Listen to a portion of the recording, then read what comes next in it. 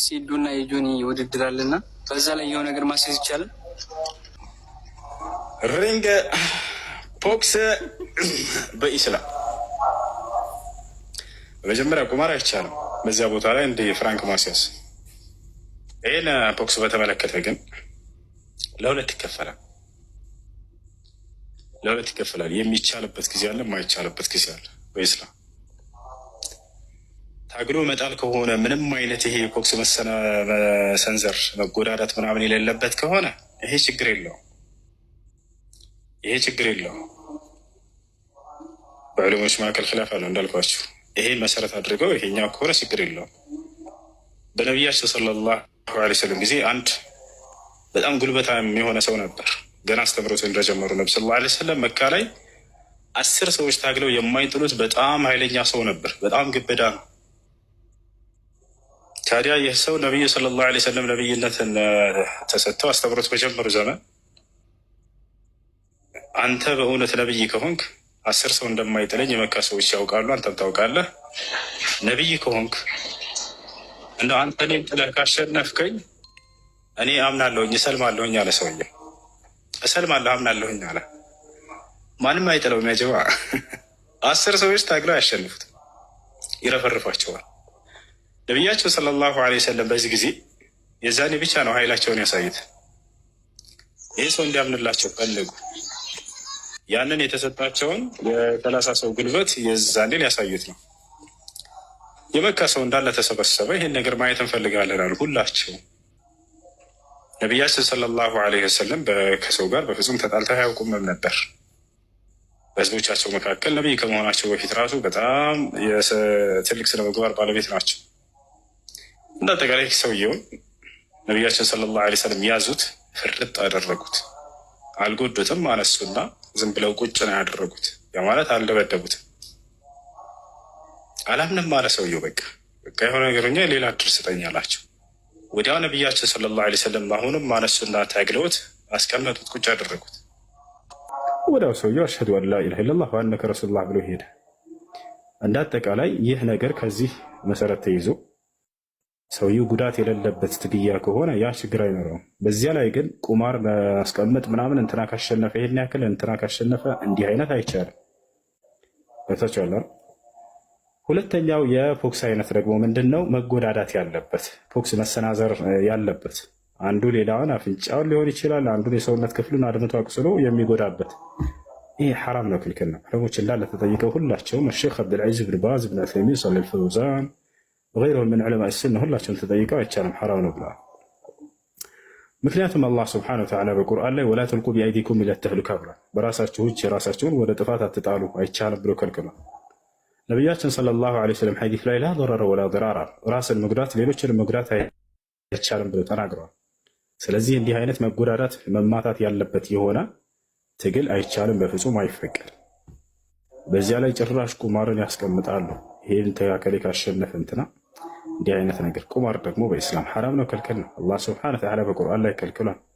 ቃለ ሱብሓነሁ ወተዓላ ፊ ሱረቲል ማኢዳ ያ አዩሃ አለዚነ አመኑ ኢነመል ኸምሩ ወልመይሲሩ ወልአንሳቡ ወልአዝላም ሪጅሱን ሚን ዐመሊ ሸይጣን ፈጅተኒቡሁ ለዐለኩም ቱፍሊሑን ኢነማ ዩሪዱ ሸይጣን አን ዩውቂዐ በይነኩም አልዐዳወተ ወልበግዳእ ፊል ኸምሪ ወልመይሲር ወየሱደኩም ዐን ዚክሪላሂ ወዐኒ ሶላህ ፈሀል አንቱም ሙንተሁን። እዚህ ኢነመል ኸምሩ ወልመይሲር፣ መይሲር ማለት ቁማር ማለት ነው። ቁማር ሐራም እንደሆነ አላህ በግልጽ ቁርአን ላይ ተናግሯል። አይቻልም። አይ መርሐባ። አሁን ማውራት ፈለግሽው ስለ ኢየሱስ ክርስቶስ አምላክነት ነው። ጳውሎስ አምላክ እንዳለው ለኢየሱስ ክርስቶስ ይናገራል። ምን ታያለሽ? መጀመሪያ ይሄንን ታምናለህ? ኢየሱስ ክርስቶስ አምላክ እንደሆነ መጽሐፉ እየተናገረ ነው። ኢየሱስ ጳውሎስ አምላክ ነው ብሎ ይናገራል። ወደ እሱ እንመጣለን፣ ችግር የለውም። በግልጽ ቃል ለኢየሱስ አምላክ አለው ብሎ ጳውሎስ ይናገራል። ምን ታያለሽ? ችግር የለውም፣ ወደ እሱ እንመጣለን። እኔም እዚህ ጋር ክርስቶስ በስጋ እንደመጣ እንዲሁም ደግሞ አምላክ እንደሆነ ይናገራል። ትቀበላለህ? ኢየሱስ ክርስቶስ አምላክ ሌላ ሰይሽ እዚሁ ላይ ራሱ በስጋ የተገለጠ አምላክ ነው ይልሃል። ትቀበላለህ ወይ ነው? መርጠሽ ነው የምትቀበለው የጳውሎስን ንግግር? ናይ ተመልከች፣ አንተ ራስህ መርጠህ ነው የምትቀበለው የጳውሎስን ንግግር። እሱ ነገር እሱ እኔ ያስረዳሃለሁ፣ ችግር የለውም። መጀመሪያ ጌታ ኢየሱስ የተባረከ አምላክ እንደሆነ ትቀበለዋለህ ጳውሎስ እያለህ ነው። ናይ እዚህ ጋር ምን ይላል? አንብቢ። ችግር የለውም እመለሳለሁ። በሰማያዊ ስፍራ ከፍ አድርግ እስኪ ከፍ አድርግ፣ አነብልሃለሁ። እሺ ከፍ አድርግልኝ። ወዴት አነብልሃለሁ። ወዴት ላንሳልሽ? ከፍ አድርገው ከ3ኛ ቁጥር ወደ ላይ ወይ ደግሞ ከላይኛው። እሺ በእግዚአብሔር ፈቃድ ኢየሱስ ክርስቶስ ሐዋርያ የሆነ ጳውሎስ በኤፌሶን ላሉት ቅዱሳን በክርስቶስ ኢየሱስ ላሉት ምእመን ከእግዚአብሔር ከአባታችን ከጌታችንም፣ ልብ በሉ ጌታችንም ነው ያለው በነገራችን ላይ ከጌታችንም ከጌታም ይላል። እሺ አንዴ ላንብብል። ከእግዚአብሔር ከአባታችን ከጌታም ነው የሚለው። ኦኬ ከጌታም ጌታ ማን ያደረገው? እንመለሳለን። አይዞህ። ስለዚህ እዛው አድርገው ጌታ ቆይ ማን እንዳደረገው ችግር የለውም። ልትወያይ ነው የገባሽው አይደለ? ወይንስ ልታስተምር ነው የገባሽው? አይደለም። አሁን እኔ ጌታ ኢየሱስ እውነተኛ አምላክ እውነተኛ ፈጣሪ እንደሆነ ላሳየህ ነው። እውነተኛ ጌታ እውነተኛ ፈጣሪ እንደሆነ ላሳየህ ነው። ባሪያ ነው እነግርሻለሁ። መጽሐፍ ቅዱስ ላይ አገልጋይ ነው፣ ሌላ ነገር አይደለም። ሚዩት አታድርገኝ። እኔ ደግሞ ፈጣሪና ጌታ እንደሆነ ላሳየህ። የመጨረሻ ነው። ይኸውልሽ የመጨረሻ ሚዩቱን አነሳልሻለሁ። ሚዩት አታድርገኝ። ታዳምጫለሽ፣ ከኔ ጋር ትወያያለሽ ወይንስ ልታስተምርኝ የመጣሽው? እሺ አሁን እኔ ጌታ ኢየሱስ እውነተኛ አምላክ እውነተኛ ፈጣሪ እንደሆነ ከአንተ ጋር ልወያይህ ነው የመጣሁት። እያነበብሽ እስካለ ድረስ ትጠይቂያለሽ። በምታነቢው ቃል ላይ ጌታ ማን ነው ያደረገው? ላብራራ። ማን ነው ጌታ ያደረገው? እዚህ ጋር ጌታ አደረገው የሚል የለም፣ እዚህ ላይ የለም። ሌላ ቦታ ካለ ተመጣዋለህ እኮ እዚህ ጋር መረጃ መጣ አይደለ? መረጃውን ላብራራልህ። አይጠበቅበትም። ጌታ ተደርጎ ነው አይደለም? አልተደረገም። ላብራራልህ። እዚህ ላይ ጌታ ተደርጎ ነው ማድረግ። በነገራችን ላይ እዚህ ያላችሁ ሁላችሁም ጌታ ኢየሱስ እውነተኛ አምላክ እንደሆነ መጽሐፉ ይናገራል። ስለዚህ ይሄን ላሳየው። ናይ ጌታ ያደረገው ማን ነው? ናይ ይሄን ላሳይ። ኢየሱስ ክርስቶስ እውነተኛ አምላክ እንደሆነ ጳውሎስ በደንብ አድርጎ ተናግሯል። ተረጋጊ። ምን ይላል እዚህ ጋር? ሚውት አታድርገኝ። ያደረገሽ የለም። አንብቢ ነይ የአሁኑ ያው በነገራችን ላይ አሁን የመጣው መረጃ ማለት ነው። ሌላ ደግሞ መረጃ መጣለን ያው ጌትነቱ ስለሚናገር ማለት ነው። እሺ ሶስተኛ ደግሞ ማንበብ አልፈለገችም። ያሷት ኢየሱስ ክርስቶስ ጌታ ተደርጎ ለመጨረሻ ጊዜ ሚውት ነገር የምትፈልጊው ዝም ብለሽ ታነቢዋለሽ። እሺ ከላይ አድርግልኝ። በደንብ አድርጌ ነው የማነበው። መጽሐፌን ደግሞ ዝቅ አድርገው ከላይ ጀምሬ ላንብብልህ። ከ34 ሚውት ደግሞ እንደተደረገ መናገር የሚፈለግበት ሚውት አታድርገኝ። ምንድነው? ከፍ አድርግልኝ ቁጥሩን። ከላይ ጀምሬ ነው የማነብልህ።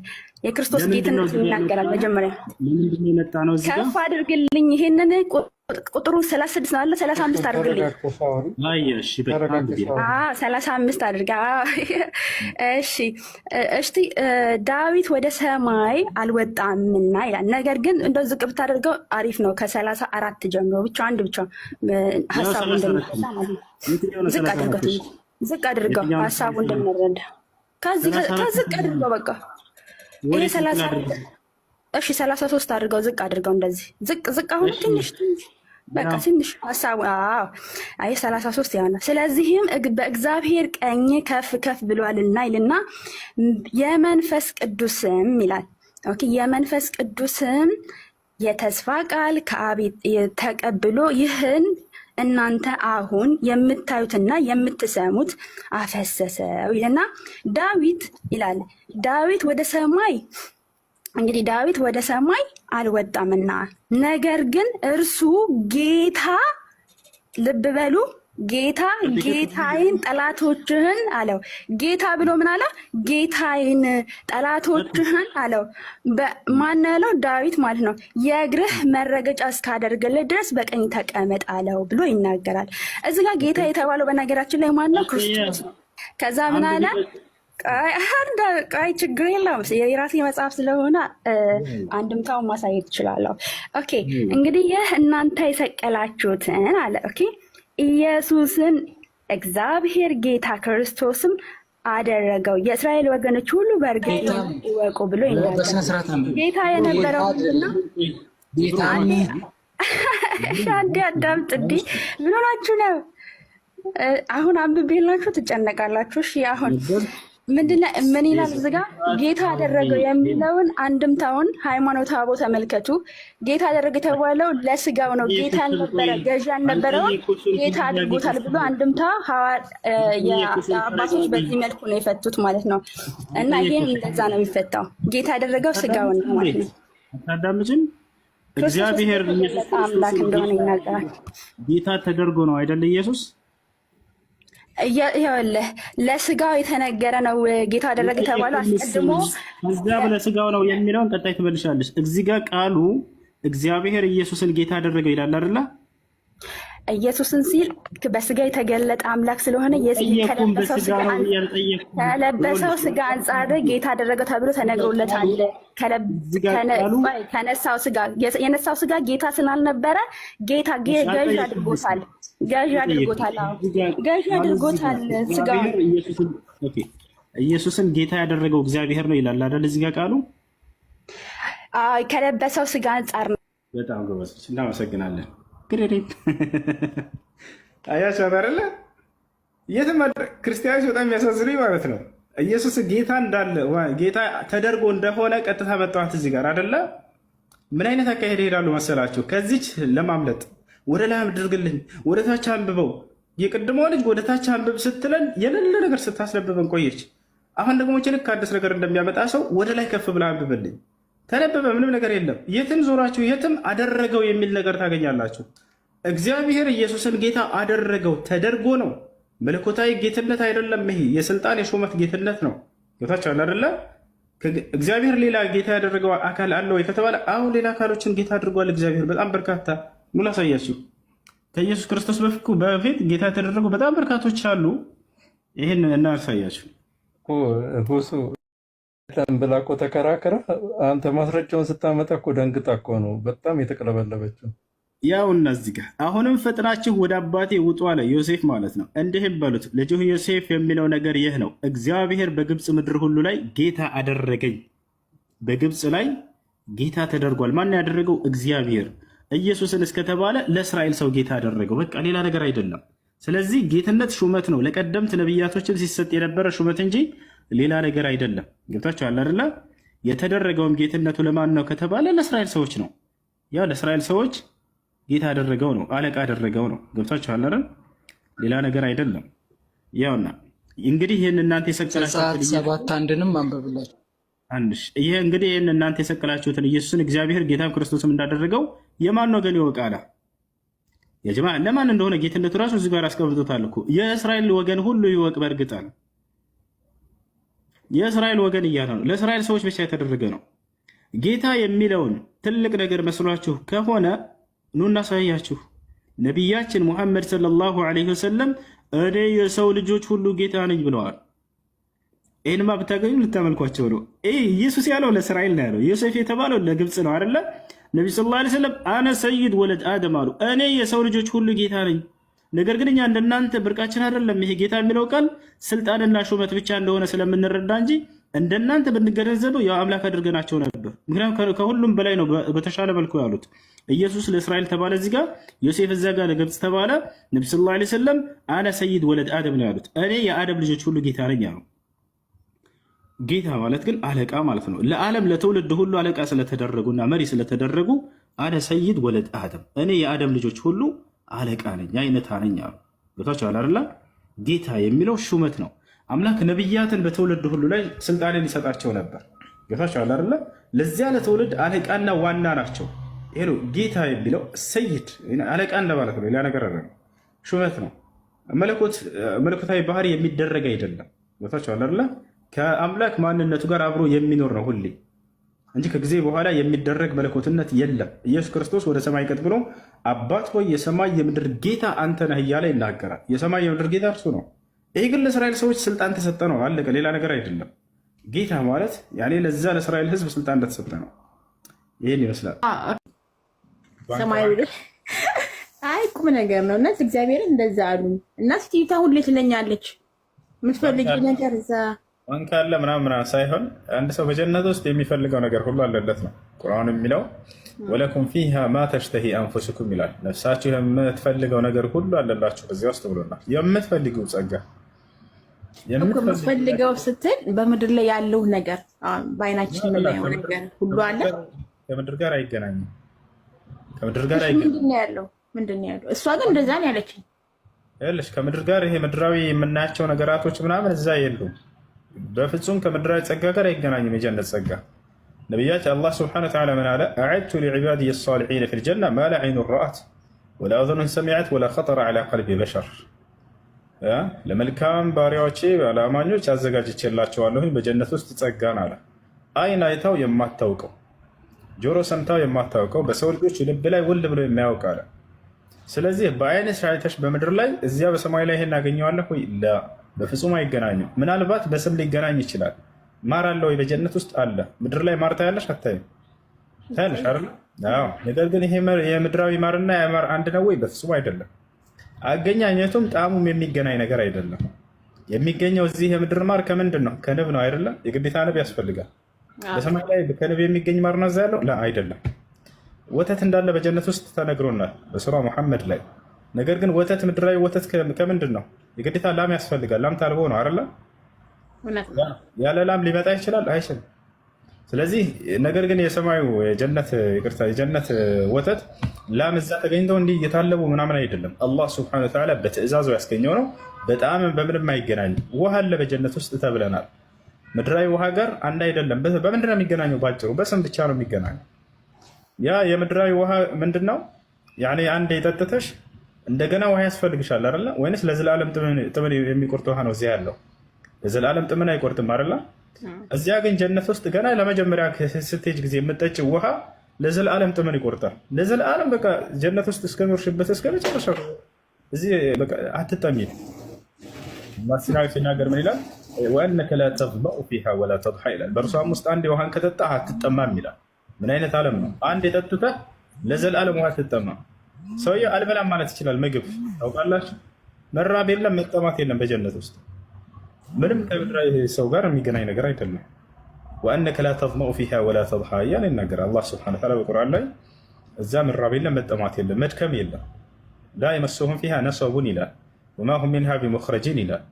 በእርሷ ውስጥ ምንም አይነት ድካም አያገኛቸውም፣ ከእርሷም ለዘላለም የማይወጡም እያለ ይነገራል። አንዴ ከገቡ ዘላለማዊ ሀገር ነች። እሺ ሰብሩሽ ወይ መዳም፣ ሌላ ደግሞ አንድ ጥያቄ ልጠይቅህ። ለምሳሌ አሁን እኔ አባት ምናምን ተሰማቶብኛል እና እኔ ሞቼ እዛ ከነሱ ጋር እገናኛለሁ? ታገኛቸዋለሽ። ማግኘት የፈለገ ሰው ማግኘት ይችላል። እነርሱ አንድ ላይ እንደዚህ እንገናኛለን። አማኝ ከሆነ በጀነት ውስጥ ትገናኛላችሁ። አላህ በቁርአን ላይ ይናገራል።